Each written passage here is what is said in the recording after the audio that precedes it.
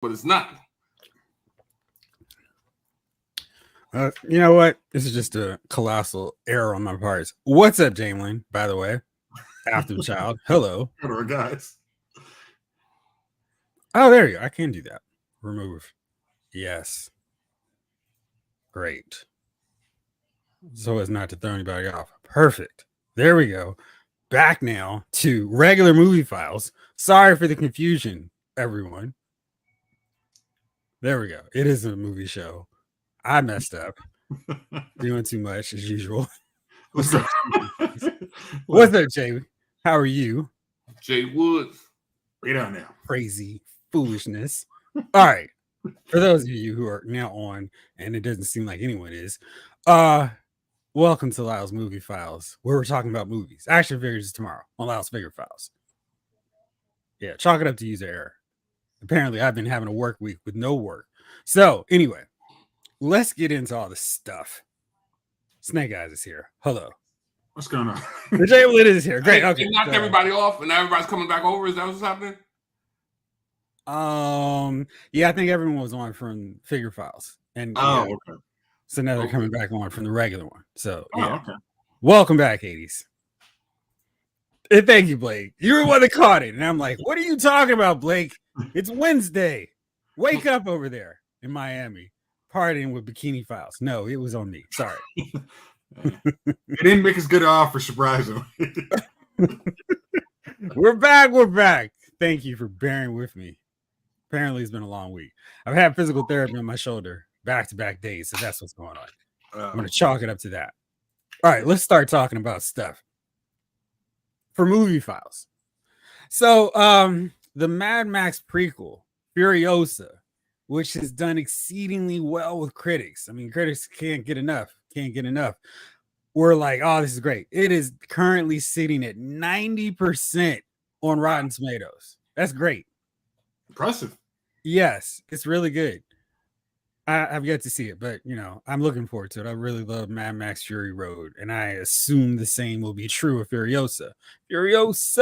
But its competition, its Memorial Day weekend, was the Garfield movie. And this was a collaboration of MCU heads. Chris Pratt and Samuel L. Jackson did the voice for some of the characters. I'm not breaking that down just yet.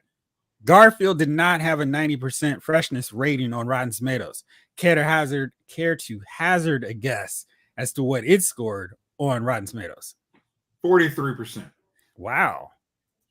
Man, I don't know if we want to put you on to Price is Right. But Chief, how about you? Well, Garfield? Yeah. The cat.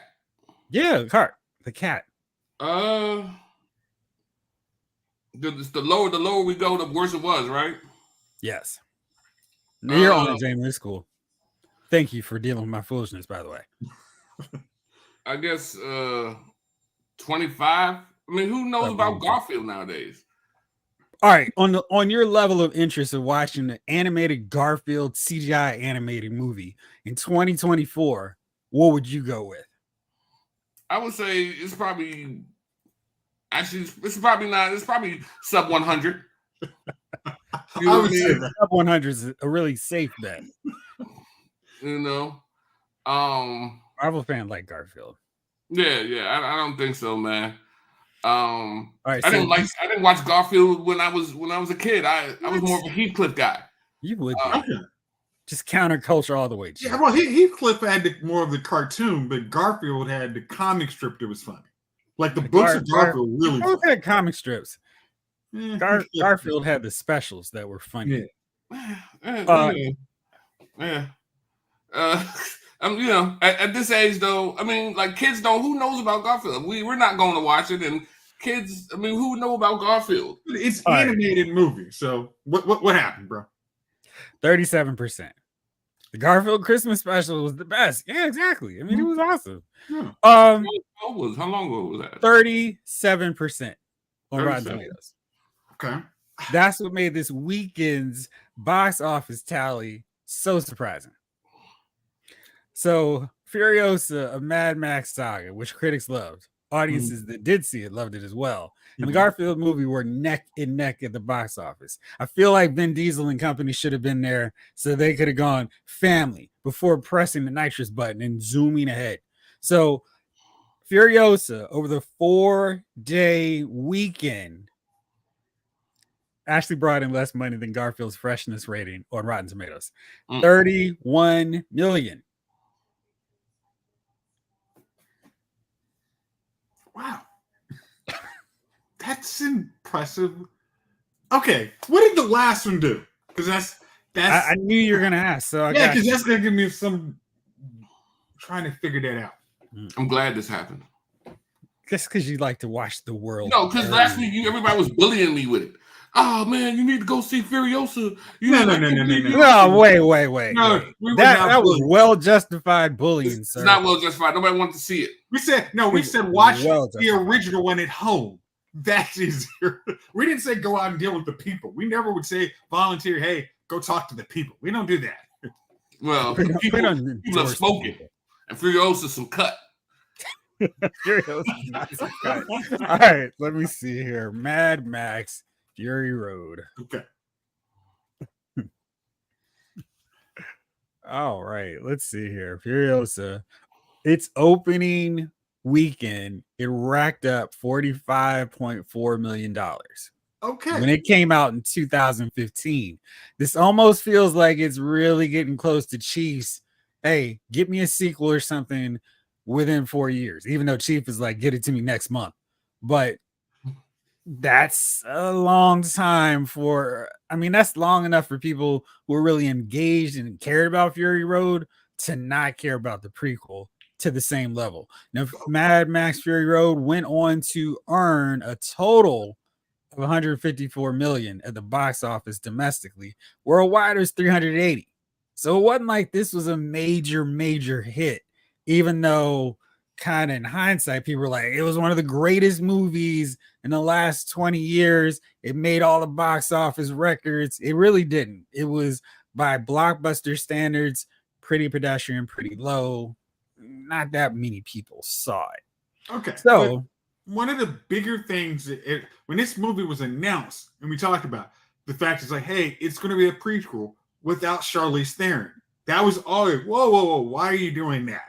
That started people's radar. Like, I'm not sure I'm jumping on to this film. And I think that hurt it. Then and this is the thing, anything that was done before COVID and it had to delay for whatever reason, if you're now that everything's probably going to be affected by the writer's strike, you might want to really rethink your whole sequel strategy. It's like, okay, unless you're making 2 movies back to back and getting and getting the studio's green light no matter what, I think you're almost like, okay, let's come up with a new idea versus trying to go in prequel sequel area. What's going on, Mark? Let's see. I'm going to continue without supporting. You all have enough money. You sent me this Hollywood Reporter article that said Furiosa box office puts brakes on George Miller's next Mad Max movie. He penned The Wasteland as part of the development process for Fury Road, but it might not get past the starting line. So it didn't make enough money, essentially. And it looks like the total was 32 million. Yeesh, and 36.5 million internationally. Well, here's the other thing. And this is one thing. I saw a lot of Chris Hemsworth doing press. I never saw the actual lead actress doing press. I don't understand it. Like, what was the deal with that? What happened? Everything I saw, she was there too. I think Chris Hemsworth is an actual movie star, and Anya Taylor-Joy is someone they want to be a movie star, and I think that matters. Because I was getting therapy and they were talking about it, and I was like, oh, okay. Hey, my therapist was going, oh yeah, watch this sci-fi movie with my husband about this lady trying to rescue some younger girls. And I'm pretty good when our parents give us these vague synopsis of movies, and I'm like, I have no idea what this is. And then she keeps going, and it's like, oh, you're talking about Fury Road. Oh, Fury Road's awesome. And then they were talking like, who's the new girl? And not that my therapist and her staff should know who Anya Taylor-Joy is, but the fact they're like, who is this? She's I don't know, but they know who Thor is, and I think that's a huge problem. But okay, but you're right, Jamie. More of a Netflix star, because I said she was in the Queen's Gambit. I'm like, oh yeah. They had no idea about anything else she's been in. Okay, that's I couldn't. If you asked me what she was in, I wouldn't be able to name anything. Queen's Gambit. I didn't watch it. She was in Glass. That was the one that everybody was watching during COVID. Split. I just didn't. Oh, it's about chess. She was in Split. Do you remember? She was the girl who got saved. Spoiler. Yes. No, she was in. Yeah, but that's she was in both. You have to have somebody. If you're gonna have your, let's say it's your second lead kind of coast off your off your second star. You got to put them out there and doing just as many interviews. Like if this was back when Superman was initially done, Christopher Reeves isn't as big as Marlon Brando or Gene Hackman, so you're gonna have to have him out just as much stuff and talking everywhere. You have to make it seem like, oh, this person's really important. And you might be right, Blake. She may have been on, but I think that was one of those. The musical act was bigger than her. It looks like 2021. What? That was the last time she was on Saturday Night Live. Oh, a couple days ago. That to me, that's if you're trying to make somebody a movie star, you have to lean in. Like, okay, let's get her booked on Saturday Night Live. Let's put her at least on every one of the late night shows. You can't do that having Chris Hemsworth everywhere.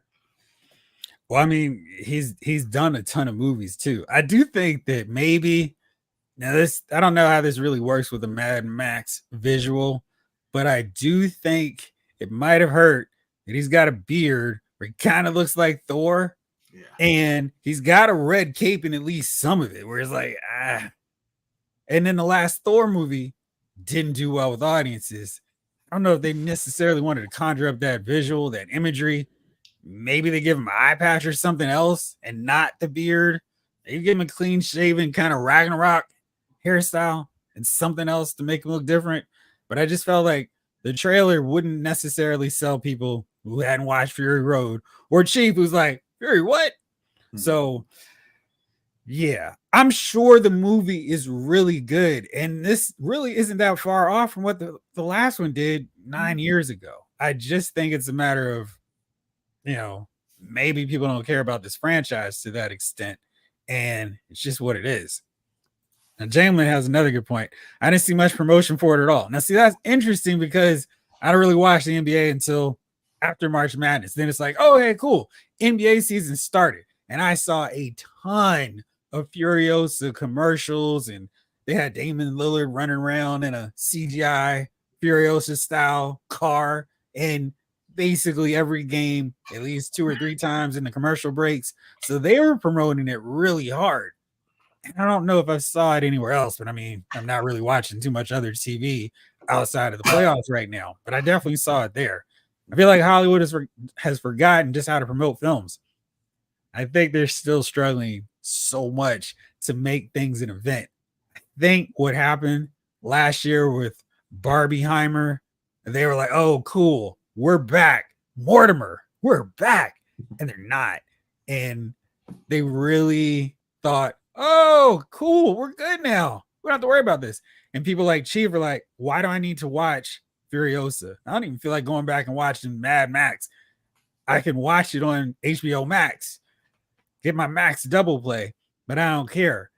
And because they're not able to do something, like people wanted to see Barbie, and I think there was a curiosity and like a quirky, this would be fun. Watch a fun, happy-go-lucky, everybody loves everybody Barbie movie, and then watch the world literally blow up in Oppenheimer, double feature. But there has been 0 on the calendar so far this year that I've seen in the chat, that I've seen you guys talk about in terms of something you want to see. Is that correct, Chief? No, I don't want to see any of this stuff. Because I feel like you haven't said it. I want to see anything. I think Abigail was it, right? Nothing else. I mean, yeah, I don't. Yeah, I mean, I don't know. I'm not interested in. I wasn't interested in Furiosa. I wasn't interested. You said Charlize Theron was in one of the movies before this. Was that all we needed to say? Huh? Was that all we needed to say? No, I don't want to. I don't want to watch that either. I wish they had hurried up with the sequel of the Old Guard or something. The old something which she was in. Yeah. Like, I would have watched that. I'd watch the sequel because I wanted to see the girl they dumped in the ocean screaming at the end and wanted to see her come up and do her thing. But that's what I'm saying. Like, you keep getting a bunch of movies that I'm cool without. I mean, I don't. And then the ones that you want to see, they're not in a hurry to bring back. So they're always throwing these, oh, let's dip back to the 80s and give you this again. Let's dip back here and give you that again. And some of the movies they have that they made recently, they're like, we're not, like, you can dip back to the 80s and pull something out, but a sequel to the movie you just made a year ago, we'll get to it. You know what I mean? And I just, I'm glad these things are happening, man. I'm glad nobody's going to support these movies. I feel like these guys are somewhere sitting there like a gentleman's billionaire club. Like, what do you want to fund next? Well, listen, why don't you flip through a book and when you stop at, that's the remake. And then they come up with a remake, man, and put all this money, and then when it doesn't do well, I don't know what happened. And then the actors are like, you didn't support it. We didn't want to see it. So Chief, is it like, is Hollywood right now acting like a really sophisticated chef? Like, oh, yeah. And Gunner would appreciate this menu thing. Hey, I want a cheeseburger. No. We're not going to serve you a cheeseburger. We're going to serve you this elaborate 18-course meal. And you're like, listen, I just want a cheeseburger. And then when you don't go to have this elaborate 18-course meal, Hollywood's like, what's going on? Well, what happened? Have you ever really been to like a super high-end restaurant? No. How long have you known me? Well, let me tell you something. I went to one. I was out in Denver, and I went to a super high-end restaurant. Mm-hmm. And what you get has a burger. They may serve you a burger, but it may be this small on a plate with carrots that big and one fry. And I remember going there, and it was my first time at a restaurant, and my father ordered something. They brought it out, and I remember I said, "Where's the rest of it?" And the table started laughing, but I was serious because it was just a forkful. It was just something you could just take with your fork, eat it, and it was done. And that's what we're getting. We're getting baby cheeseburgers with a little bit of arugula sampled around it and some vegetables that we never heard of. You know what I mean? Where he sent somebody to the jungles of the Amazon. We just need a leaf from this tree. And they just pick it off and put it on there, right? And then you got, and these are the type of things nobody wanted that. When you want a burger, you want a burger, man. You wanted the juices dripping and the cheese gooey and whatever else toppings you want on it. You don't want this baby damn thing. So, we're in that fast, yeah, because you always leave hungry because there's not no food. You're not used to eating a piece of lettuce with carefully arranged cabbage around it. And this is the thing we're getting. They're just picking stuff and they're saying, "Hey, eat this," and then they're surprised when you don't like it. And I don't support. That's why I'm not going to see these movies. I've never, like Park said, I don't even remember hearing about Furiosa. I don't remember seeing a trailer. I'm gonna tell you, man, Abigail, that trailer was on every time I turned on YouTube. I think that's the thing. I think where companies are spending their ad dollars is wrong too. I think you trying to get people acting like, oh, broadcast TV is where people watch TV. Most people watch YouTube like new media. You have to spend money in new media. It's, hey, I don't know how TikTok works or all those other companies. I know how YouTube works. I know how I sit there and watch. Hey, if you have a movie trailer, I won't skip. You know, if it's on Lyle's figure file, I'm not skipping. Just don't do that. That thing to do. But if you put it on, you know, ABC, CBS or something, I may get up and not do it. If I don't know it's a movie trailer, I'm not caring. Because this, like, let's say, even for the Super Bowl, do you remember seeing any of these trailers? No, because they didn't think there was going to be anything. And I think, Jeff, you're going to cover this in a couple seconds, but that was where okay, this is where I built my anticipation. Oh, Mission Impossible's coming out. Sign me up. If I don't see that, just, hey, remember this movie we talked about in February? It's coming out. We just forget about stuff. We got too busy with lives. All right. Let me ask you this. And then here's the thing. Every year, there used to be a thing for the summer blockbuster, right? Summer blockbuster movie. And it used to be, at one time, it was a Will Smith movie. Like every summer, Will Smith would drop some heat. It might be again. Well, I'm not going to see that. But that's another thing. So where is the trailer for the summer heat? You have not gotten any summer heat trailer. What's the blockbuster for the summer? I've seen a lot of Bad Boys commercials. I saw a lot of Furiosa commercials. I haven't seen a lot of Furiosa. I'm only watching the NBA playoffs on TV. I'm watching movies on my Blu-ray player. So I'm not, and I'm watching, and I take that back. I'm watching Raw, SmackDown. I'm fast forwarding through the commercials, but I see the movie stuff they're showing through those NXT and AEW. So I'm watching wrestling and basketball, the same kind of, you know, demographic in terms of who they're advertising to. But I'm seeing the summer movies. I just think that there's not a lot of stuff people want to see. Bert says, what's up, Bert? The first Independence Day was so good. It was an event too. And Snake Eyes, I saw a lot of Planet of the Apes commercials. I feel like that was true too. Yeah. David Thanos, I think Deadpool is going to slap Bad Boys for summer blockbuster. I see what you did there. But while you both were talking, I just wanted to look at, and I don't know if this is really the fairest way, but I don't care. I'll just do whatever I want to do. Looking at the domestic box office for 2019 versus 2023. Okay. And so you guys know what number one was, of course, Endgame. That had 858 million. Number two was The Lion King at 543 or 544. Toy Story 4 was next at 434. Frozen 2 was 430. Captain Marvel was 427. Star Wars The Rise of Skywalker was 390. Spider-Man Far From Home 390. Aladdin was 355. Joker was 333. It Chapter 2 was 211. Now that was, keep in mind, It Chapter 2 was number 10 with 211. Last year, number one, was Barbie at 636. Number two was the Super Mario Brothers movie at 575. Spider-Man Across the Spider-Verse was 381. Now, that was number three at 381. It took until number 8 in 2019 to get that low.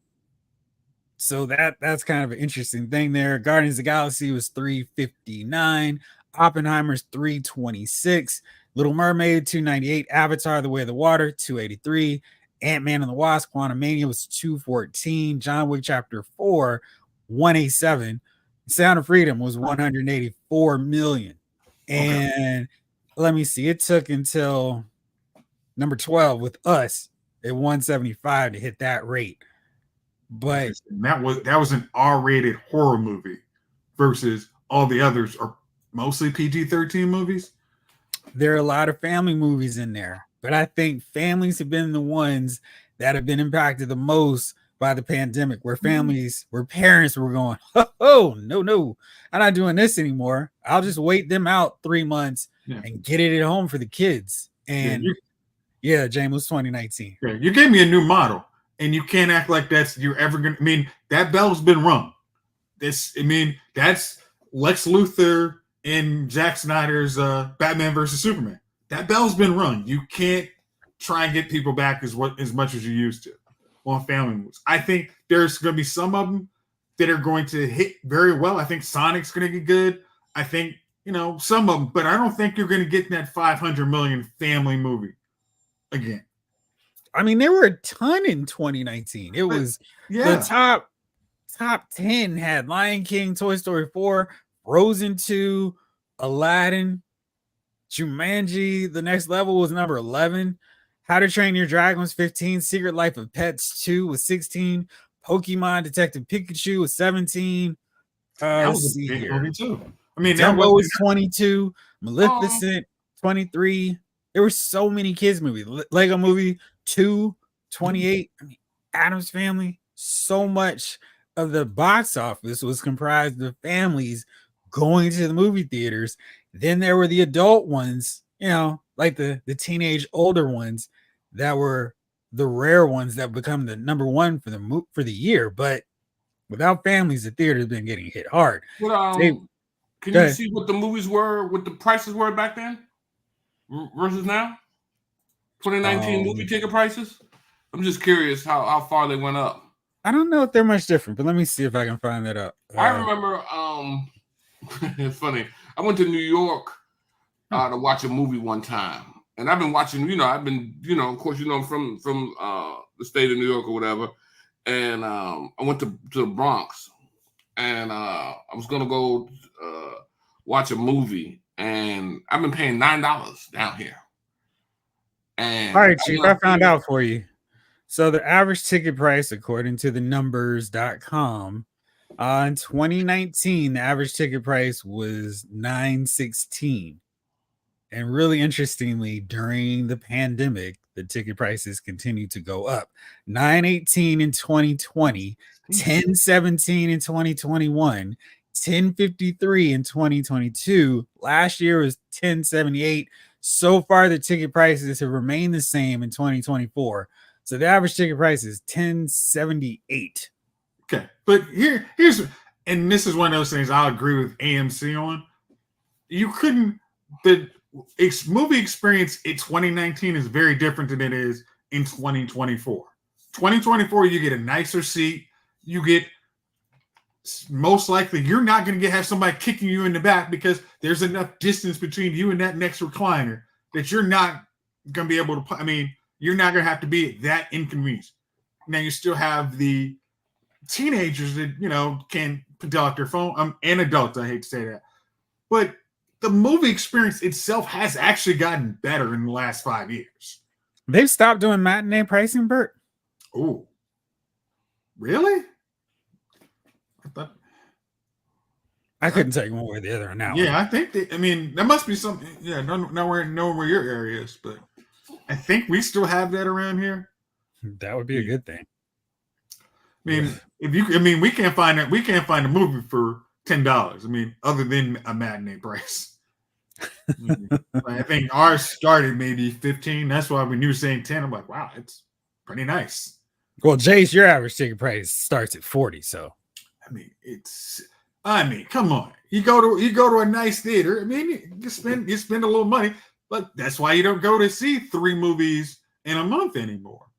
I mean, there's okay. So I forgot to bring all this back here. So the Furiosa Garfield box office 1-2 success was the lowest for Memorial Day weekend in 29 years when Casper opened with 22 million in 1995. And to what you all were saying earlier, let's see. Deadline said that Warner Brothers Discovery, now Warner Brothers is David Zaslav, who is just full of every idiotic decision possible. They waited too long to start hyping Furiosa, with the last leg of the marketing campaign not kicking off until late May. So there you go. That does a lot. I mean, you have to. It's as much as we talk about marketing is a big thing of getting people to movies. I mean, apparently so. I mean, because I think we've collectively seen movies that have been in theaters like, oh, that was good. Like we all saw Abigail. Like, oh, that was cool. Not everybody saw it, but it was cool to us because we were one that, hey, we wanted to see kind of a different little movie. But you don't have that, you miss out. Well, that's very interesting how this is playing out. All right, let's see. Let's keep it rolling with some other news. And I don't want to get Chief too riled up so soon. So let me go with some softball news first. Chief, what's your excitement level for a He-Man Masters of the Universe live action movie? Live action movie? Yes. Like the one from when we were young? I mean, if you want to call that a Masters of the Universe movie, sure. It had a He-Man character, right? It had a He-Man type character. That joint, I can still, yeah, still a bad taste. So Skeletor was awesome. I'm gonna say no. I'm gonna say no. I don't understand why. What's wrong with the Netflix joints? No, I don't want that. I mean, Doll probably still could do it. He-Man doesn't understand He-Man, or Hollywood doesn't understand He-Man or any 80s cartoon. 80s kid. I mean, the dumb thing with that long ago, was it 1987 Masters of the Universe movie? I feel like that was something that they could have done in 1995 because it was so dark and bleak. It's like, how do you take all the color out of He-Man? It's like, what are you doing? Everybody's wearing black leather like they were coming out of the Matrix. Or black. No, man, I remember that. I mean, you had Beastman had a little bit. Evelyn had Beastman was not in that movie. Wait, who? Okay. They had a beast-like character. Oh, not Beastman. I'm like, wait a minute, what are you talking about?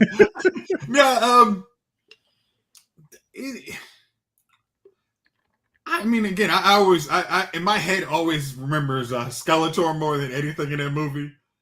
And Skeletor was awesome. And I think that's what always colors that movie. It's like, oh, I remember the ending. I remember Skeletor. I remember He-Man gets plunked down in like the first 5 minutes of the movie. Like, that's kind of where I remember that movie. And you know what, Jamie? Zac Efron probably would have made a great He-Man.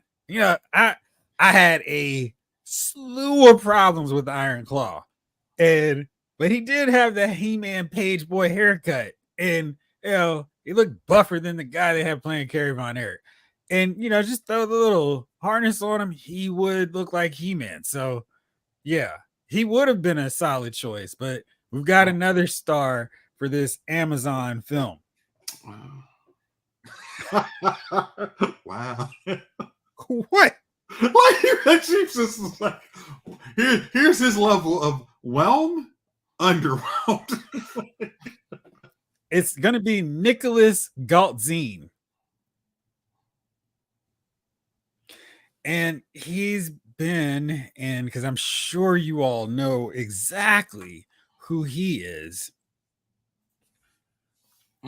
Nicholas Galtzine was, let's see, he was in, all right, he was the other lead in Red, White, and Royal Blue, played Prince Henry. He was also in Purple Heart. Come on, you can't make this up, right? Yeah. I knew he was the other lead because if he was the Well, I'll invite you to take a look at that movie. If you don't even gotta invite me. It's a great movie. Masters of the Unity. I've that for a while now. All right, Klaus. Yeah, exactly. He was very solid. Who says the 80s kid and Snake Eyes? Yeah. I mean, yeah. I guess he kind of sort of looks apart, but after watching Iron Claw, I'm with you, Jamelin. I mean, he kind of has a little bit of that stiffness to play He-Man, and he can smile awkwardly at times. So yeah, definitely an interesting way to go. Huh? He was in Iron Claw? Zac Efron. Oh yeah, Zac Efron. I mean, Zach, if you do tell him to work out for a role, he's gonna put in time. He's gonna put in more time. Yeah, Baywatch, you were like, dang, man, did you eat a cheeseburger? It's like, no, there was no cheeseburgers had at all. Cheeseburgers, what's that? I mean, but okay, here is the other problem. If you're going to use 80s properties, you need to sell it like an 80s action. Funny that you say that, Jamie. I mean, but you need. Is it Hollywood's bigger problem? They don't know how to make stars anymore. I don't know if I think what the problem is social media has kind of demystified the star where a regular person can get 4 million followers if their makeup's on point and if they're doing wild and crazy stuff. So when you lower the bar for celebrity, real talented celebrities don't come across as, oh man, you're so larger than life. I mean, you can follow all these people on anything. And it's like, yeah, okay, you're just at home with your dog and your big house, but you're not a star like I thought you were. And it's one of those things where once that balloon is shattered, you can't put it back together again. And I think social media stars have, come up while big celebrities have come down to their same level. So there's no such thing as a big celebrity. The big stars are the ones when we grew up. Tom Cruise, that era, Tom Hanks, they're movie stars. These other people are kind of like, and it takes somebody big like The Rock to be a movie star. Millie Bobby Brown, okay, she does stuff, but she's not a star. Because my thing is, just they're trying to have these articles about the Glenn Powell. Oh yeah, he's his stars is just about to come off. I'm like, okay, but what's the next movies y'all gonna have him in? Because his agent. Whoa. We're talking about Glenn Powell later. No, okay, well, but it's just like this guy for He-Man. I'm not seeing He-Man out of him. I mean, it's just. I mean, I sent an article. I'm like, it doesn't look like He-Man. He doesn't look over. I mean, there's a plenty of daggone bodybuilders that could be. Hey, I'm stiff enough to play He-Man. You can have him play Adam, but I got to play He-Man. And that's just what you have to do. It's like this person that's hold on. I gotta hear what Chief just gave you a massive shaking of the head, eye roll. Like, listen, man, I got nothing, man. I'm just listening, man. I'm just let him run, man. I'm just so far removed from this thing, man. Okay, all right, Chief, but like if you were casting He-Man, what would your I mean, just straight up, what would you, if we said, hey, cast He-Man, tell us what you give us? Cartoon. Also acceptable answer. Way to not play along. You know what I mean? I don't know why we need, again, there you go, reaching back to the 80s again for a movie. You don't need a live action. I would rather you do a He-Man movie you could put in the movie theater.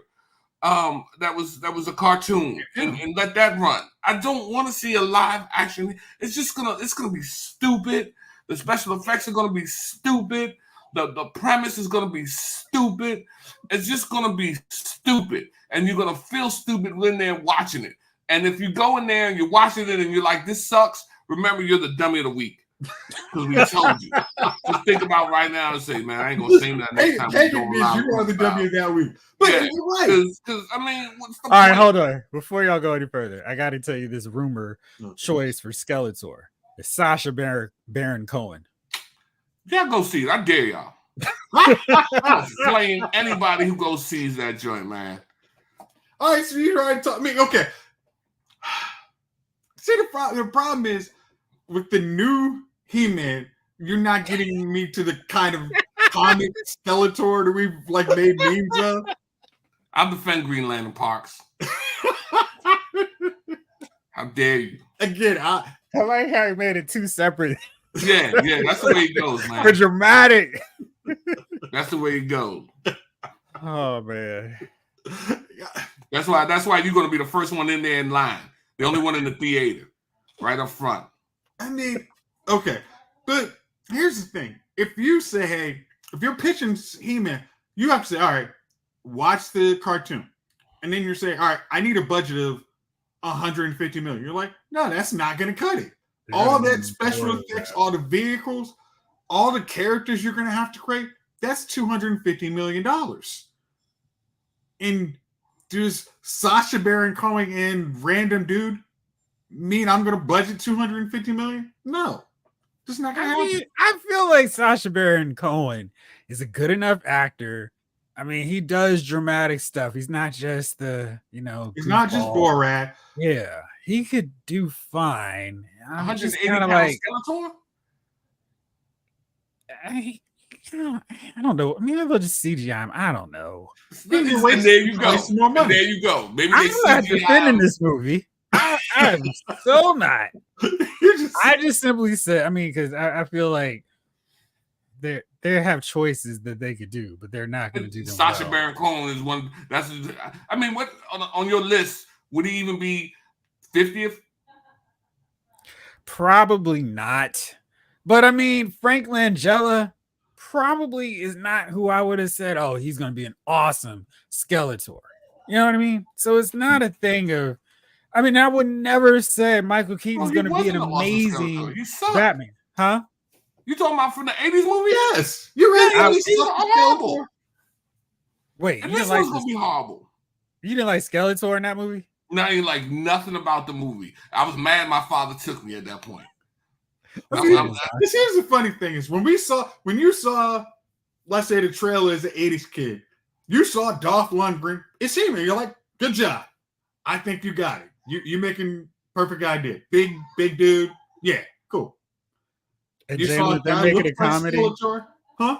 If they make it a comedy, Jamelin, it's going to lose so much money because people like us who our ears are perked up at the thought of a live action He-Man movie, we're like, you're gonna do it right. But at the second they make a joke, it's gonna make $20 million, and they're like, well, there's no magic in Eternia, and it's gonna be like, because you morons did it the wrong way. So He-Man the musical. Yeah, exactly. So that I don't know. I don't have great thoughts about it. Yeah, and Park's gonna buy the album.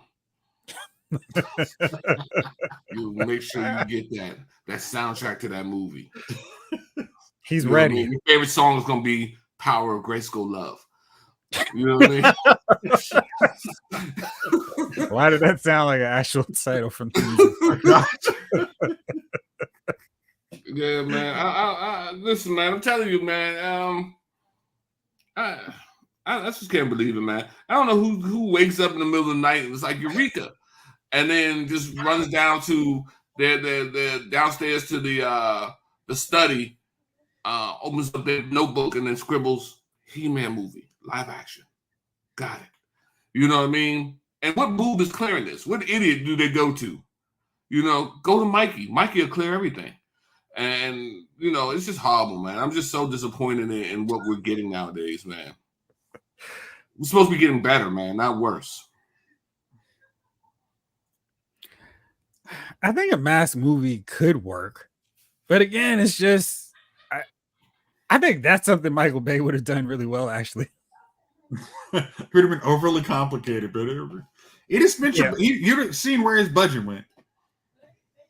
With a mask, yeah, Cher and the dude, like if you wanted to do Michael Bay style mask projecting out of their helmets, yeah, he could do that fine. Action, and of course, overly, yeah. Maybe it's a different mask movie. Matt Tracker, the whole gang, you know, their vehicles turn into other stuff. They have masks that do super abilities. Oh, you know, I'm thinking of different, yeah. Okay. All right, so there's that. Let's get into some other stuff. There's a rumor that we might be getting a 300 series. What? 300, you know, the Zack Snyder TV show.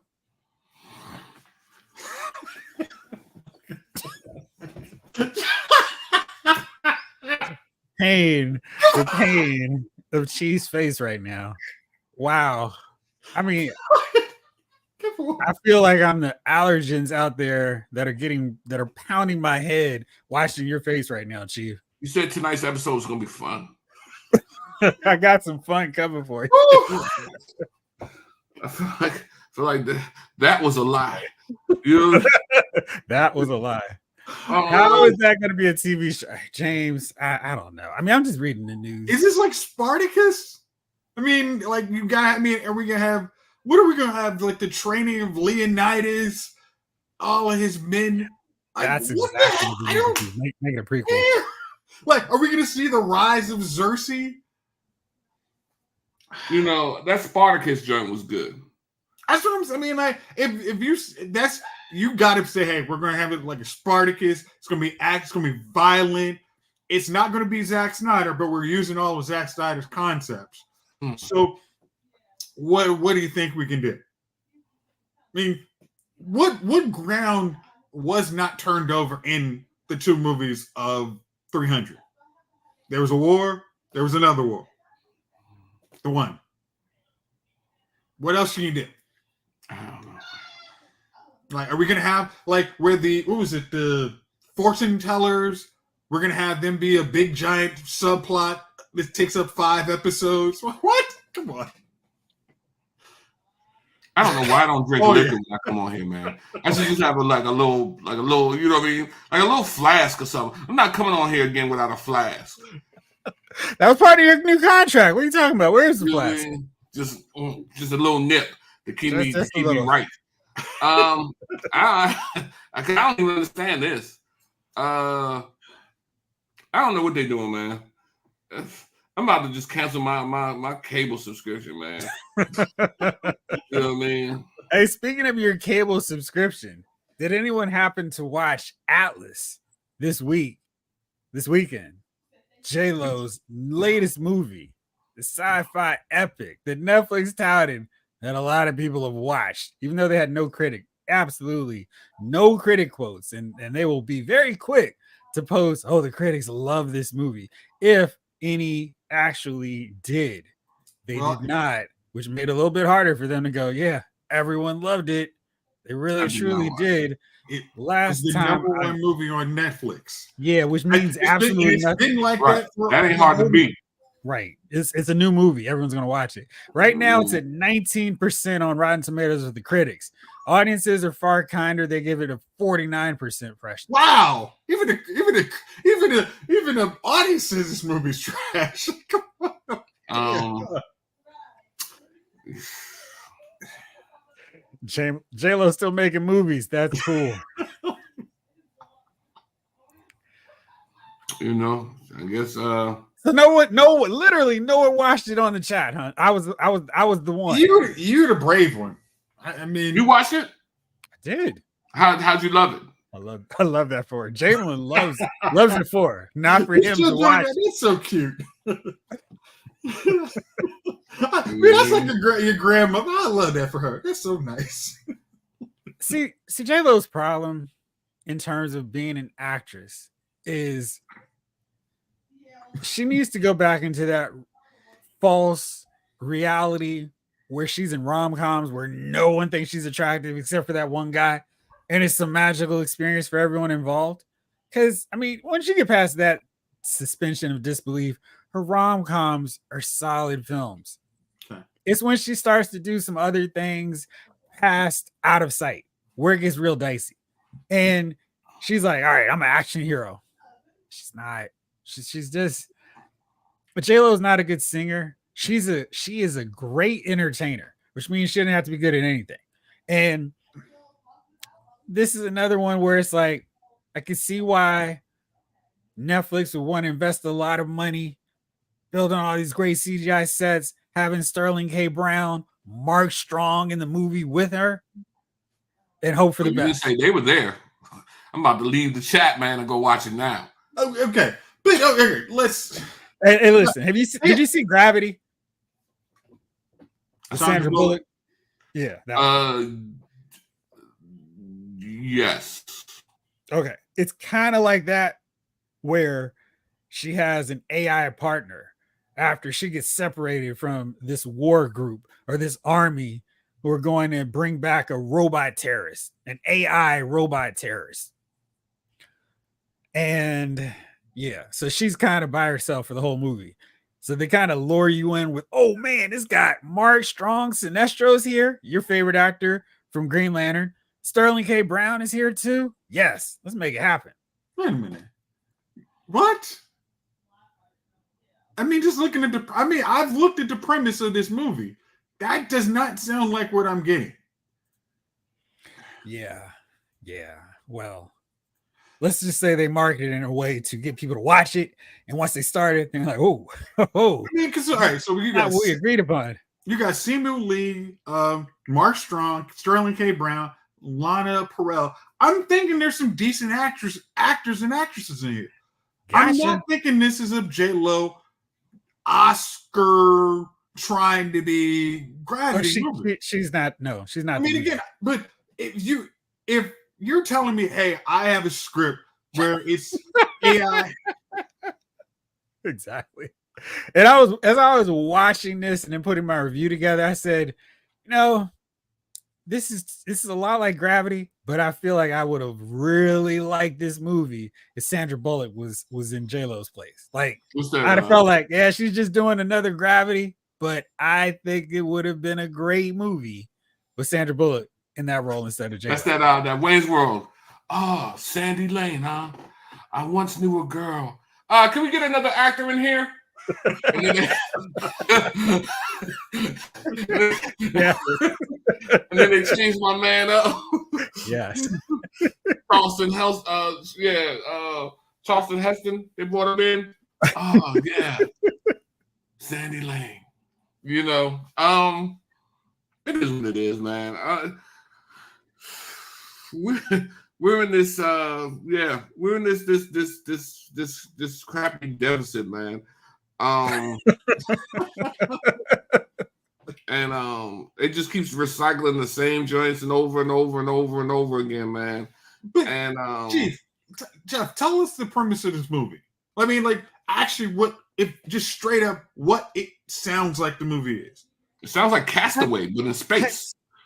Basically, she's an analyst, so she's not a soldier, which I think would have fixed another problem. So her mother created this AI intelligence as a robot and all this good stuff. And there's a big outbreak and the AIs start fighting the humans, which really felt like it was a better movie than the one we got. Like, if they wanted to do a prequel of this film, I would have watched it, because the whole first act where they're explaining all this, I'm like, this sounds amazing. Mm-hmm. So just fast forward 26 years so we can get to J-Lo. And now I am fuzzy at math. I admit and acknowledge that. But the girl who was playing young Atlas was not growing up 26 years later to be J-Lo. And J-Lo she's worked really hard to stay in shape, but she is not 32. It's not happening. Or 40. Don't tell her that. J-Lo looks, I mean, nobody's knocking J-Lo at 50 years old. Nah, see, David, it's not even that compelling. It's God, not you're killing it. I mean, it sounds like they had a better movie. They just chose to not make it. The goddamn robots, John. it's really, and so they get word like the AI terrorists, which I felt was really kind of silly, because there's an AI going after humanity, trying to wipe them out. Why would it take a computer 26 years to evolve to come up with a plan to beat humans? Okay, what? Now I'm still trying to figure out the point where AI becomes Terminator, Skynet. You have to come up. All right, we remember Terminator. So how do the robots lose? You got to. I'm not going to tell you at a point in the movie. No, I'm not going to tell you at a point in the movie that Simu Liu's hand takes the form of a blade and he uses it. Oh, I'm not going to tell you that. Not going to say that. Wonder what movie they got that off of. I don't know, Chief. So original. Great, man.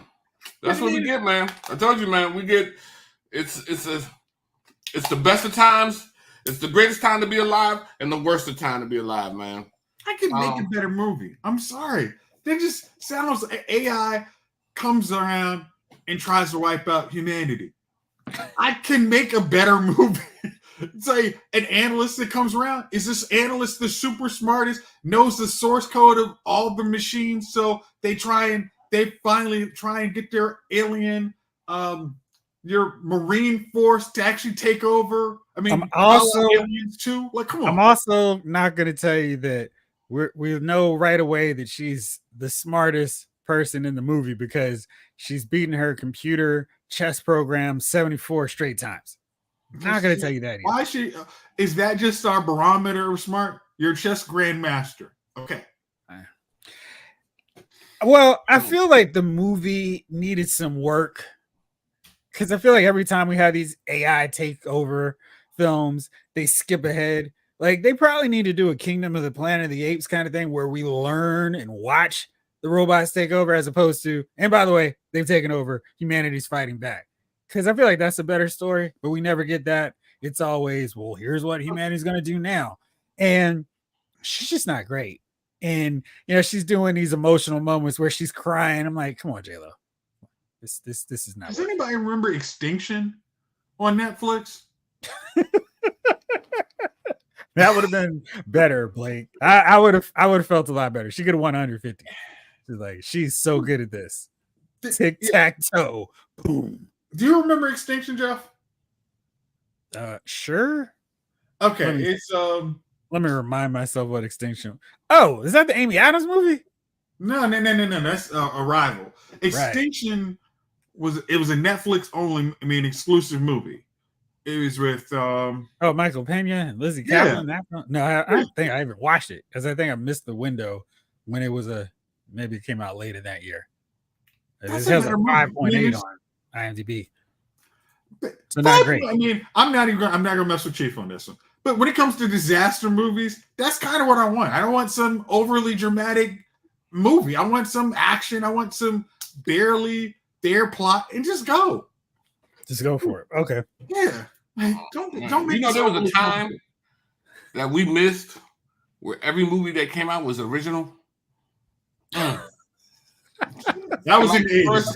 For the first 50 years, every movie was original, and then we just get into this point now, man. God dang, man. I don't even know what to say, man. You sound really hurt, though. Really, yeah. It does, man, because I'm just so tired of wasting my time, like with these movies, man. And that's what stopped me because when I saw in the robot joint, all I could think about was Ripley. Come on, you bitch. And there is a scene. There's actually the whole opening act has a real nasty taste of alien setup. Sterling K. Brown is the black leader of the army that's pretty confident and like, oh yeah, we've got him. And she's like, you don't understand. Like, you're no Sigourney Weaver. You're no Ripley, J-Lo. And so I can see it in the previews. I was like, man, I've already saw Aliens, and it was the shit. I don't need to see this. You know what I mean? I'm cool, man. I wouldn't recommend it. I was just curious if anybody else happened to see it. Chamberlain, I just say a word. I just say a word about that. Not leader. Look. If he's a president or a leader. So yeah, man. But y'all go watch it, man. Go watch Atlas. Tell me how it was, man. Set aside 2 good hours of your life. The sarcasm is strong in this one. All right, so here's some more news. Marvel Cinematic Universe casting rumors. And I know comic books are the bane of great original Hollywood movies, but clearly we see what happens when there's no Marvel film to prop up the box office. What'd you think about that, Jamlin? I really liked American Fiction. I watched it too this weekend. Oh, very good. Mm-hmm. Yeah. Way to spoil it for the people who are not. I didn't say a word. I did not confirm or deny what happens to the black guy in a movie. I did not. I absolutely did not do that. All right, so casting news. But first, what do you think of American Fiction, Jace? I liked it. It was original. Yeah. It didn't seem like it was derivative of something else I wrote. It was like, okay, they taken it in a very satirical way. And it's like, okay, Like they could have made some bad decisions. They just said, no, let's just make this movie. Don't have to be overly complicated. Make the jokes when they need it. Make it serious when it needs to. And you get a good movie. It's really simple. It was quite awesome. All right, so tell me the first name that comes to your mind when I tell you that Bryan Cranston has apparently met with Marvel Studios about a role. Now, of course, it doesn't mean that he's going to be in anything, but where would you slot Bryan Cranston if you could put him in any role in the Marvel Comics universe? I'm going to go with Norman Osborn. Solid right away. Ah, that's funny. You and 80s Kid are right on the same page with that. Yeah. He would be a very good choice. We've already got Vulture. Yeah. We've got Michael Keaton for that role. Yeah. Thunderbolt Ross. We've got Harrison Ford for that. I mean, I'm sorry. I said this before. Seriously, you're going to have to recast him anyway. Like, what the heck are y'all doing? This is so stupid. Oh, yeah. Osborn works. Yeah. Chief, what about you? What do you think? Mr. Hooper down at the grocery store. You know what? We're not on Sesame Street, all right? And I don't need a Sesame Street remake. Multiverse, baby. I don't know, man. What about Professor X? No. We need a new one. We can't keep relying on Patrick Stewart. Sir Patrick Stewart, my friend. Excuse me. Some respect on his name. How about Magneto? Oh, man. Yeah, I don't know.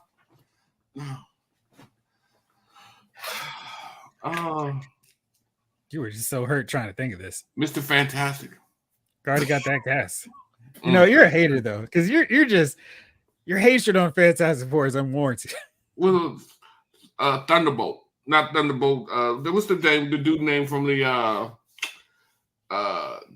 Black Bolt? What the hell is his name? And they had the failed show. The Humans? Yeah, Maximus. You're too old to play him. Gosh, too old. Ramsey was really good when that casting was a miniature. That sounded cool. That's a solid casting choice there, Blake. Okay. Dr. Doom. Now we also have another Breaking Bad cast member who has said, "Oh yeah, I'm in the Marvel Studios. I'm doing something. I'm gonna make my debut in a Disney Plus show." So Giancarlo Esposito, because he likes doing Disney Plus shows.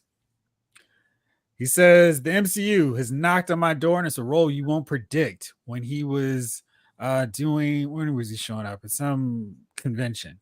It will be teased and there will be a series afterwards. Now, people are going, who would he do?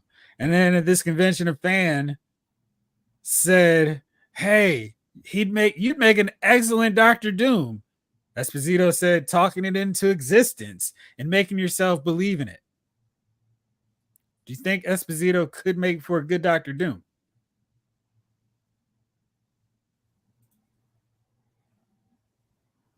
Silence. I mean, they can pat him out. I mean, he's wearing armor in The Mandalorian. It's not like that's a big stretch. Okay. Jeff? Yo. Where's Dr. Doom from? Fantastic Four.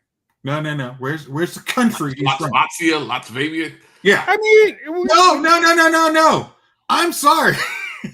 He's from there. You can't just get around that. He's the freaking king of Latvia. There's no blacks in Latvia. There's no. When's the last time you've been to Latvia? It's a comic book place. You know what I mean? No. Well, I mean, his world is a comic book place. Exactly, Jamelin. Anything he wants. Yeah. I don't know. No, like again, there's plenty of good roles, and you can make this guy's a great actor. Maybe the Beyonder. Like, we can't see him. Latveria is a fictional country in Marvel. It doesn't exist. You're talking about Latvia. It is in Eastern Europe. Listen. Nope. He could have shown up and taken over. Hey, Jace, Where's Giancarlo Esposito from? I don't know. I'm gonna say I don't know. Don't say Latvia. I'm gonna say I don't know. Come on. I mean, it's just. Oh, I mean, again, do you think? I mean, could he play Professor X? Yes. He is from, in case you were curious, That Copenhagen, Denmark. See, that's when Parks actually did the research and be like, "Hey, Chase, you little smart tail. Here's where he's from, Jack's ass." Like, But hey, Sparks. there's blacks in Sweden. There's blacks in Italy. There's no blacks in How Latvia. original. Where are we seeing Giancarlo go against Pedro? I'm just saying. Again, then that would also be like, do we need? I mean, come on. Come on, Jeff. Next time Right. tell me Wakanda is in a real place. Well, actually. Oh my gosh, comic book guy, get out of here. Yeah. I know that just hurt Jay so much there. Did he? It just he was on the roll, Jay. Oh no, said, I'm still on it. Again. But if it's like let's not try and make all this stuff super complicated. Like, could he again? I think he play a great Professor X. I think there is plenty of roles you can have him do. I mean, he's good enough. You can make a damn character. He'd make a great Doctor Doom. I agree. Okay. He's got the voice. Yes. And he can pull it off. I mean, all he has to do is just rock the hood. I don't need to see Doctor Doom's face. It's the whole thing. Whoa. Jeff, you have to have an origin story of Doctor Doom. No, he is the most important character of the Fantastic Four, Jeff. He has to actually have an origin story, and you have to see where he came from and why he put on the mask. Oh, you think they're gonna do an origin story for the Fantastic Four movie? You missed Chief's hate there. What? I said, you think they're gonna do an origin story for the Fantastic Four? It can't just be the Fantastic Four already. You have something I want. It is very valuable to me. Yeah. Okay. So I guess that's your silence is a guess. All right. I'll be out there with your one. You're gonna miss that one, huh? All right. So that's that. Thunderbolts. I know you guys are super excited about this one too. I gotta look up the Thunderbolts. I'm sorry. I think both your mics went off. I know you're excited about Thunderbolts. Boo! Was that excited enough? Boo! Gosh. Alex Perez. What trash is coming out? Huh? So what trash is coming about this movie? Alex Perez says that Thunderbolts is going to be a Black Widow movie, similar to how Civil War was a Captain America sequel. Hey, Jeff. What's the problem with that? Too many. But what do you think? What's these? Black Widow's dead. No, Yelena's still around, actually. Black Widow is dead. I said what I said. you just because y'all decided to kill her off way too early, that's not my fault. Like, come on. Harrison Ford. Yeah, Huh? I think he just figured out who Thunderbolt Ross is. Oh. No, I'm cool. There's a lot of excitement here. Boo says 80s and Afterchild. So nobody's loving the fact that Thunderbolts could just be Black Widow 2. Jeff, what was the Thunderbolt comic about? They have ruined that moment. That should have been out in 2021. That's the time for that, and it would have been perfect. They could have done the whole thing. I've said this before. Start off with the Thunderbolts, have one of them get killed and be a Skrull. And the whole next phase is now the multiverse saga, the Secret Invasion. And no Rhodey as War Machine. Oh yeah, he's been a Skrull since Civil War. Jeff? Hey, again, I don't get. You keep mentioning Skrulls. I'm like, we've only seen the Skrulls one time in Captain Marvel. Like, what the heck? What are you talking U.S. agent, huh? Yes. What's that? Yeah, what's that? With the wrestler and Idris Elba. The wrestler and Idris Elba? The wrestler and Idris Elba. John Cena. They did that movie together, and they went after the big star. Wait, now I'm trying to remember this movie. The movie, I couldn't miss. He was shooting, and the Weasel dude got killed instantly, which was hilarious. Suicide Squad. Suicide Squad. That's what it reminds me of. Oh, it is. It's absolutely what this is. That Weasel, this scene was great though. But yeah, that's what it is. I'm cool, man. I'm cool, man. I don't even know why I watched that. I think I saw the Weasel. I was watching the first 5 minutes of Weasel, and then it got funny, and it was more like comedy to me. I think that was the right approach for Suicide Squad at that point in time, and then Peacemaker just went too far. And I was like, oh, but I like Suicide. I like the Suicide Squad. They don't need to use Thunderbolts at all. Huh? I said it was better than the one with Will Smith. In one regard, yes. You know, they actually had a 28% fresh on reviews. Which one? Suicide Squad. Which one? Not the Suicide Squad. Oh, one with Will Smith. Suicide Squad. I feel like that should be boosted to at least 50% for another reason I won't speak on. Yeah, I don't understand why they're trying to do a Suicide Squad when they were the ones. It's a weird reversal because it's like the first time we're going to see the MCU do something that DC has done, which is really weird, especially since they've done 2 Suicide Squad movies and people weren't like, "Oh man, this is awesome." Yeah. So who are they fighting? Sentry? They might be fighting Sentry, and they might be fighting some of the Red Room people. It's a lot going on there. Sounds Chief, exciting. I'm going to get you excited right now, Chief. It's time to go to DC. And all their news and rumors. Are you ready? Oh, yeah. So James Gunn has said that, yes, we are going to see Slade Wilson / Deathstroke coming out in this new version of the DC universe.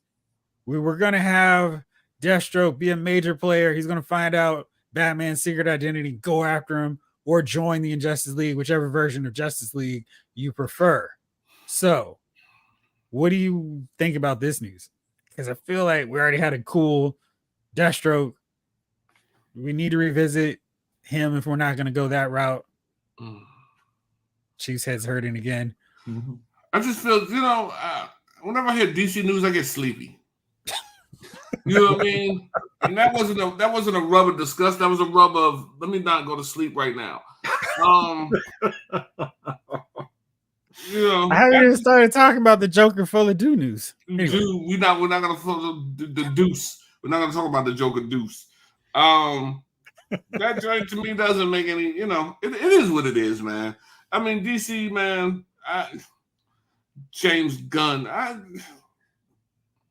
Yeah. The Superman better be good, man. It better be damn good.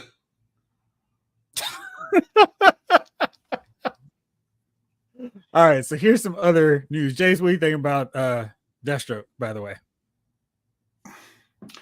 Can y'all squander that? I mean, because now you have to. Okay, so we're talking about you're bringing Deathstroke, but who's Batman? He doesn't have to fight Batman. He can fight the Teen Titans. But you just said he's gonna. You may find out Batman's secret identity. No, I said that was from the Zack Snyder version. Oh, not from this current one, the James again. Gunn. I think the best juice of him isn't fighting Teen Titans. If you can do that, I'll be there. But it's gonna take a while to make your Teen Titans. I mean, or you do an opening scroll. The Teen Titans have been around for a while, and just deal with it. I mean, we've introduced. I mean, technically speaking, in Superman, they're gonna say superheroes have been around for a while. It's no origin story. Get used to it. You're gonna see them all pop it. If you say that, we got. So the Superman isn't an origin story. It's not. He's gonna be straight up.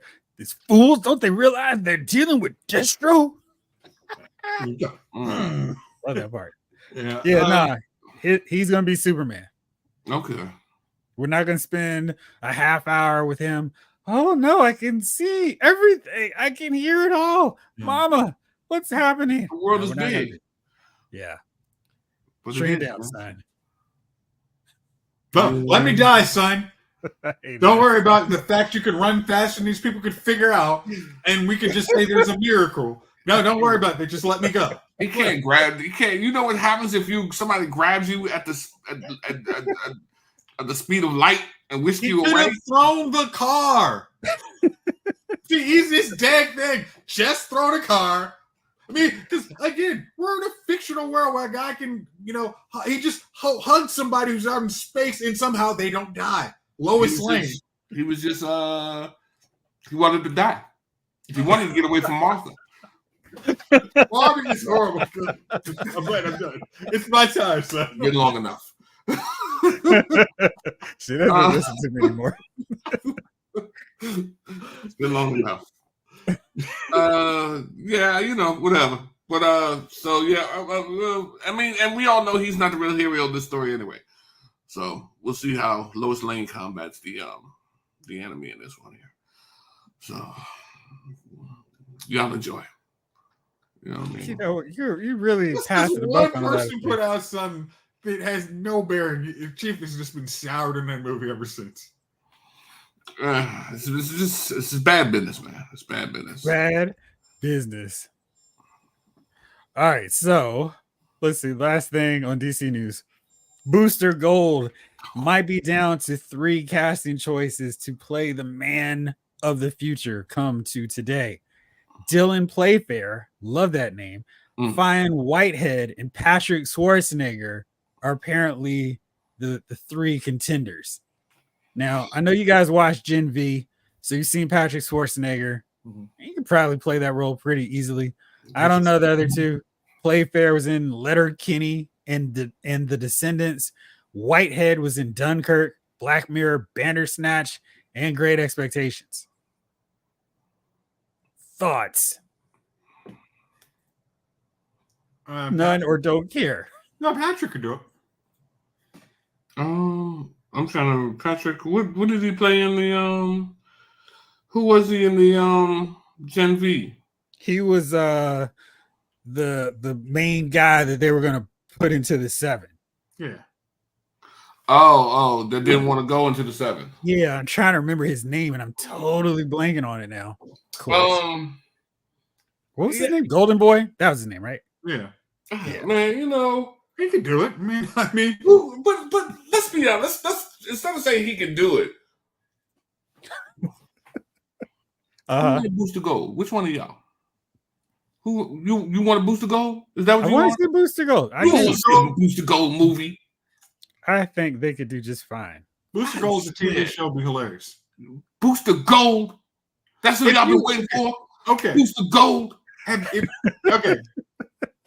Did you read any Booster? I mean, from what was it, JLI International? I remember what's his name punching Booster Gold and his flight ring wouldn't slow him down or whatever the hell it was. What's the dude that killed Superman? Beat the hell out of Booster Gold. Doomsday. Yeah. Yeah, I remember. Yeah, that's where I remember Booster Gold from. Get his ass whooped. Listen, nobody wants Booster Gold. You know what, man? I hope you get it though. I hope they make the movie. And Me too. I hope it. I hope I get it. Actually, if you want to show a difference, matter of fact, call Jamelin. And then all y'all go out there and y'all watch it together. And he don't sit in the front row, so you're gonna have to either sit in the back or the middle. But you enjoy it. Y'all have a good time, man. Don't call me. Okay. All right. Chief, what would it take to get you at what kind of review is it going to take to get you to see a new DC movie? Is it going to have to be 2 movies, 3 movies, or it's just not going to happen? I need to hear somebody say, "Man, this was exceptional." Exceptional. Can't just be good. It's got to be exceptional. All right. All right. Does it have to be better than Man of Steel? Yeah, it definitely has to be better than Man of Steel. Wow. You can't destroy the Man of Steel franchise and then come subpar and then make us wait 4 years for the movie after you announce it's coming and then 2013, 2024. So it's been 11 years since Man of Steel. Not the truth. Then we're waiting another, so it's going to be 12 years before this movie even comes out that we've seen a DC Superman, and you talking about it doesn't have to be better than Man of Steel after a 12-year wait? See, that's what I'm talking about. That's why y'all should go see Booster Gold, because that type of thinking right there is what's wrong with y'all, man. It's what's wrong with y'all. Oh, it doesn't have to be better than the Man of Steel. 12 years? Come on, man. Okay. See, the funny thing is, remember how Man of Steel was Bring received? it back, Jalen. Bring it back. Exceptional. Yes. Like, I mean, thing is, not everybody loved Man of Steel. It has to be. So it has to be reviewed better, and it has to be a better movie. Correct? It has to be a better movie. Period. Okay. And if it's not, it's a failure. And Gunn is a failure. I mean, the funny thing is, Chief, you're probably right. That is what's going to be the bar for everybody to jump back into a DC franchise. Because if not, they're going to be like, I've seen this happen before. I'm not jumping in. No, because all they have to do is just not have Superman kill somebody, and I have Pa Kent decide, you know what? I'll just sit back and chill. So I know you will be happy if Superman doesn't snap somebody's neck. Oh yeah, that's all. That's the bar for me. Superman doesn't start the film out killing, because everybody would kill everybody. There's no way in hell every government in the world wouldn't figure out, hey, we need to give Lex Luthor whatever we want because we have to kill him. He's going to be a tyrant and kill us all. So whatever it takes. There was no exception to that. As soon as it happens, we need the smartest person on the world to figure out how to kill this thing. Because he's already showed he has no problem killing his own people. Cool. Is that okay? That's what you got from a man who trying to destroy the world? Again, yes, we are you. Okay, here, because again, our planet is it being just in our reality, we would get unified for 5 seconds, and then we get unified on stopping the next threat. He's the next threat. There would be no question about, oh wow, thanks for saving us. But aren't you the one that brought that problem here? And then you decided to solve it? Yeah, we're going to have to take you out next. Nah, listen, man. It better be better. All that you talking right now, yeah, okay. It better be better, man. That's all I'm saying, man. If that joint is worse than Man of Steel, and we get out of you guys get out of the movie theater, you're like, God, that was just crazy. I'm not going to say a word to you. I promise you now. If it's terrible, I'm just going to keep a poker face. I'm going to be Lady Gaga up in here. No, he's literally not even going to send you the invite after the. No. I'm sorry, Chief. I forgot to send you that invite to that show, man. My fault. Yeah. At the end, you'll see near the end, half an hour before the end, Lois Lane needs a transfusion, and Superman gives it to her. Then the next thing you know, whoever's beating down Superman, then you just see a high heel boot cup. You know what I mean? And she's just standing there with an L on her chest. And I'm, you know what I'm gonna do, man? I'm gonna laugh at y'all. Because I felt like that. I'm sorry. That was just, if you wanted to see so many people just like literally flame out, walk out of here. That's the movie you deserve, man. And I hope Booster Gold and the Fantastic Four are just enjoyable. Woo! You're a hater. Yeah, it really is. Just an outright hater.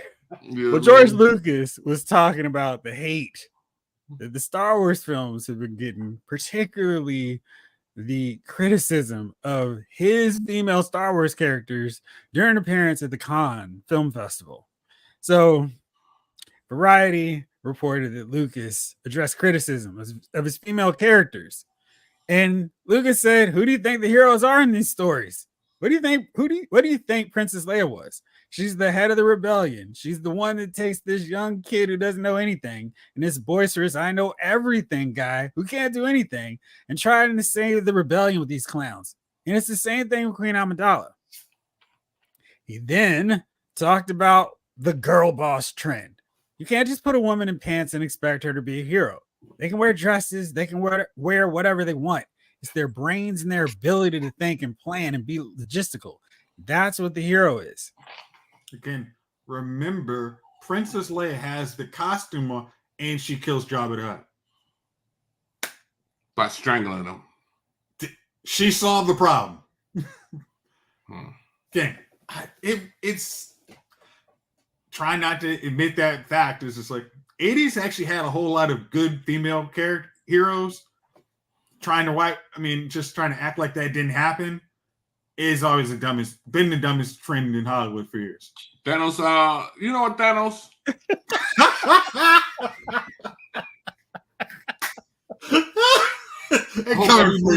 hope every movie you see going forward is subpar. I hope you never see a good movie for the rest of your days. I just love that Green Lantern is the movie that you were like, you will not pass. This is my movie. I like Green Lantern, man. I know y'all you some do. haters. I just think it's so funny. Y'all some haters, man. That is your movie. I mean, don't talk about it. It was a cool movie, man. I don't see where the hate it gets is unbelievable, but that's okay. That's okay. When we start going through your favorite movies, we'll see what happens. Let's do it. Let's start with The Raid or Mad Max Fury Road. All right. So then he was also asked about how Disney has handled Star Wars. Lucas said, I was the one who really knew what Star Wars was, who actually knew this world, because there's a lot to it. The Force, for example, nobody understood the Force. When they started other ones after I sold the company, a lot of the ideas that were in the original sort of got lost. That's the way it is. You give it up. You give it up. And Kathleen Kennedy has said a lot of women in Star Wars struggle with fan attacks because of the fan base being so male dominated. Now, that was the headline. This is from an interview Kennedy had with the New York Times. And I feel like it's kind of interesting. The Acolyte's already being attacked in certain corners of the Star Wars fandom. So let me read on. Okay. The Acolyte is getting attacked from certain fandom because of what the creator of Acolyte said. As soon as you say, hey, well, the Star Wars needs to get away from George Lucas, it's like, no. Like, you opened yourself up for that one. There was no chance you had from actual Star Wars fans. Like, just say on the top, this is Disney Star Wars. Anything else, if it's like done by George Lucas, should say George Lucas's Star Wars. It should not say based on characters, it's like, no, this is our own creation. We've told it and done whatever the heck we want to. Just say that. I think you probably get around a little problem. Oh, gosh. I will absolutely send this to him afterwards, but I will. Trust me, the language you'd probably use is not going to be polite. No, but okay. Like, because if you say like Rose, a lot of those characters from the sequel, the Rey Disney trilogy, just weren't written correctly. None of everybody was done dirty. From Finn to Poe to Lando's maybe not daughter, all of them got done dirty. So, you didn't understand how to. We understand how these sci-fi people are, so we need to protect all of you. They didn't do that. That was on Disney. That was not. It was these people. This is what they live for. Some of them. And we're venturing somewhere. We're doing something different. We need to be, kind of make sure everybody's insulated. I hope if they decide to do another Rey trilogy, understand you're going to have to do the same thing. But also, Jeff, remember, there's something else that George. I'd also, before you get there, I like to mention they brought some of that on themselves because they set up those Force Awakens trailers really suggesting that Finn was going to be a Jedi. And They did not hint whatsoever that Rey was going to be the hero of the story and everything, all roads lead to her. Not in the same way that the original trilogy or the prequels had enough space for the other heroes to breathe. It was Rey and Kylo Ren in those films. And because they did that, fooled you. It's not this guy, it's her. There was a little bit of like, that was shady, especially because who Finn was and what Finn represented different to the franchise to go, actually, we're just fooling. We're kidding. So I think that led to some blowback too. And, they were, because people were like, oh man, a stormtrooper is going to be a Jedi? Interesting. Oh, a random farm girl who becomes a Jedi? That's not original. From a desert planet? Yeah. Yeah, I haven't seen this before. Yeah. So that's that. All right. Anyway. Well, that was that. Now it's that special time of the week, fellas. Who are your nominees for Dummies of the Week? Let me see. Let me just put in my program real fast and oh wow, landed on you, bro. Why don't you kick us off? Funny. I don't have a Dummy of the Week this week. I actually starved for Dummy of the Week. Exactly, Jamelin. Exactly. I was just typing that. It was a bait and switch. They used John Boyega as an advertising tool to mislead us. Right. And then they fool us on these advertisers. You were mentioning that earlier. It's like you can't trust them. So yeah. Okay. Like and Blaze says, and they set us up that Ray was going to get with John Boyega, but no, you're right. Here's Rose. Who? Yeah, that seemed like we don't like this. Yeah. I mean, the funny thing I want to say is the promo in China actually had this guy is not the big thing. He's just a dude with a lightsaber. So you could have actually had him as a force wielder, and he was training right. That would have been a more interesting story. But they didn't give you that. It's here's rehash. Oh, and it's not done well, and then we're gonna screw up our whole trilogy. Like it doesn't make sense. Like 80 said, I got this Dummy of the Week right away, like at 7:50. Oh, I got my Dummy of the Week. My dummy is Darth Kathleen Kennedy for blasting the fans. Okay. No, I will I'll take 80s on that one. Because hey, Kathleen, you don't need to talk. I mean, I know it's your company. Do your thing. But when it comes to Star Wars, just let Dave Filoni talk. You just rake in the money and take all the accolades. It's cool. It's cool to coast on somebody else. Like, yo, I made the hire. I don't need to say anything more. I'm cool. But just, hey, let's see if I can do something to galvanize that crowd. I so hate to say stuff. That's cool.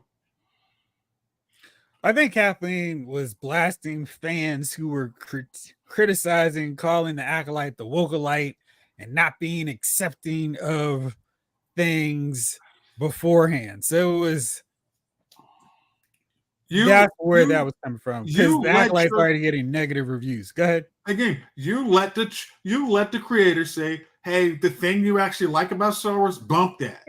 You should when I'm going back to the other thing. When you're hiring somebody for like football, anything, hey, what's your first thing? Yeah, you know what? I hate Star Wars. Okay, cool. Well, you can see yourself out. I'm not, if you're hiring for any position, hey, do you like the thing? Well, I never really wrote it. It's never really my thing. Okay, then we're probably not going to see eye to eye. Let's move on out of here. Let's get somebody in who actually likes the thing. If you say, hey, I really don't see, I really like the expanded universe, but I don't really see George Lucas's part in Star Wars, so I want to go do something different. That's an interesting take. Also see yourself out. Because I can't have you come in here 3 years early saying, yeah, the thing you've loved since you were probably 10 years old sucks. That's not going to endear you to anybody. And with the internet, that's going to have people blasting you on keyboard. The keyboard warriors are going to easily come for you. To act like that's not a thing is just to be stupid. Like, just admit, hey, I need to protect my people. Somebody says this is probably not the person I could even have go out. Even this Star Wars, celebration is, if you say that on the screen, say that in celebration, you will get booed. You can say it on some random interview, but if you say, yeah, George Lucas didn't know what he was doing, that's not going to end well for you. So, all right, my dummy of the week is the good folks at Universal, because they are working on another movie in the Mummy series, but this time it's a prequel. And after all I talk about how original these projects are, the fact that the Tom Cruise Mummy did not work so well, so they're decided, let's go back. Let's take it back to the original, right back where we started from. And so they might be looking at Rick O'Connell or Evie, but we're not sure what they're going to do. And it definitely seems kind of weird to do that. What? Look on Chief's face. Chief, what do you got to say about that one? The Mummy ain't been cool since Brandon Fraser. So really towards the end of those movies, they started getting a little. Dragon Emperor sucked. Yeah. So you know what, man? The only thing I can do is just not give my dollars to it, man.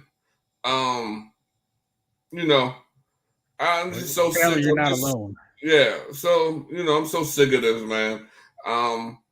I'm not gonna go see it.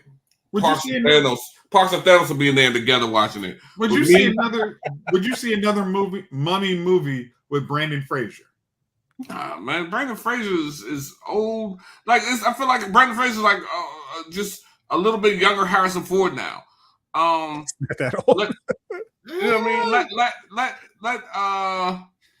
Let the mummy movies die, man.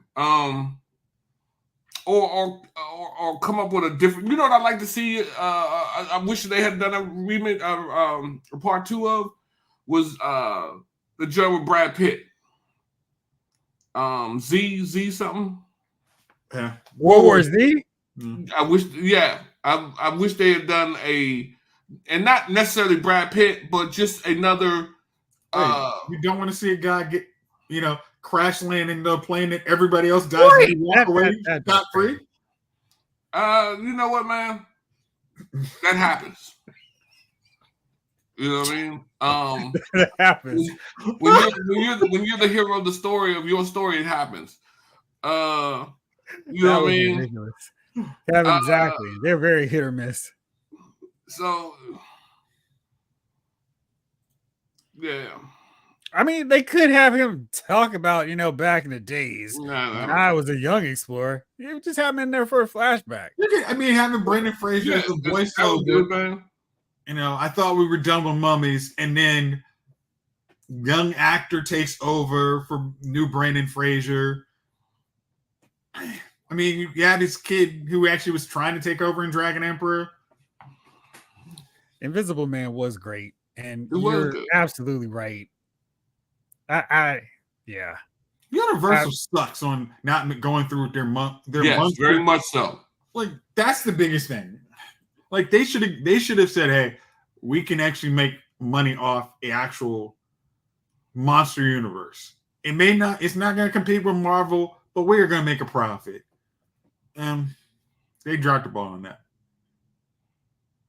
They did. All right, well, Chief, who's your nominee for Dummy of the Week? Man.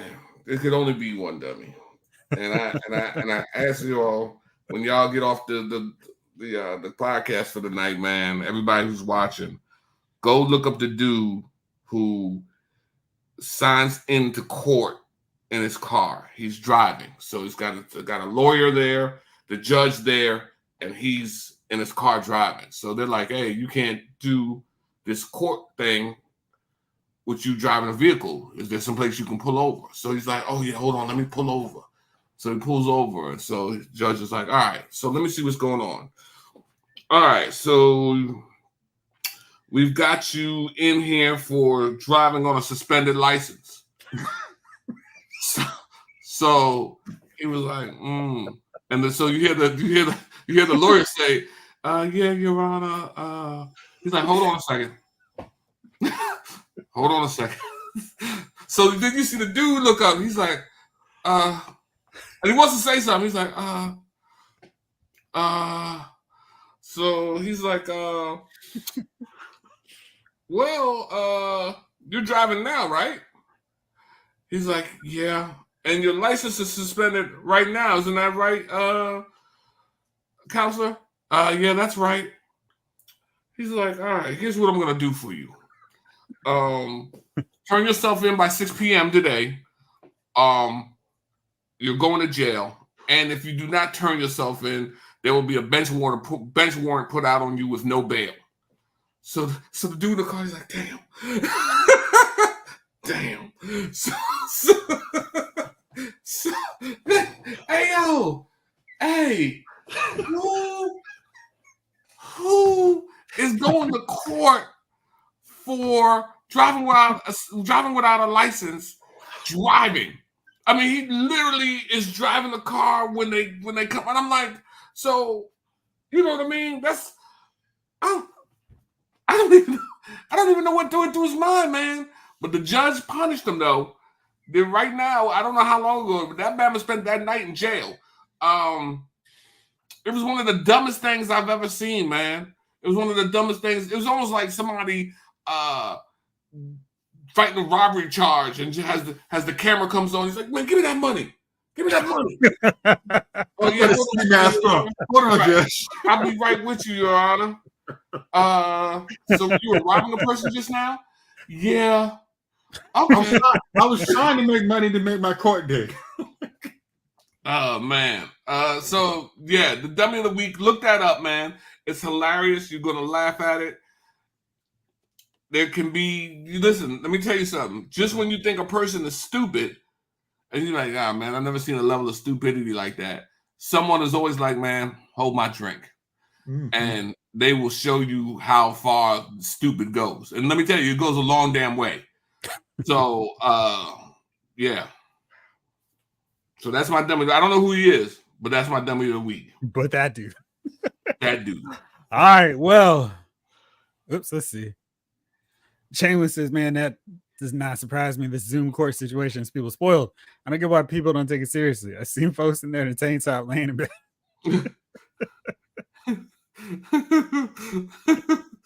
It's a wild joint, man. It's a wild world, man. I mean, Wild West.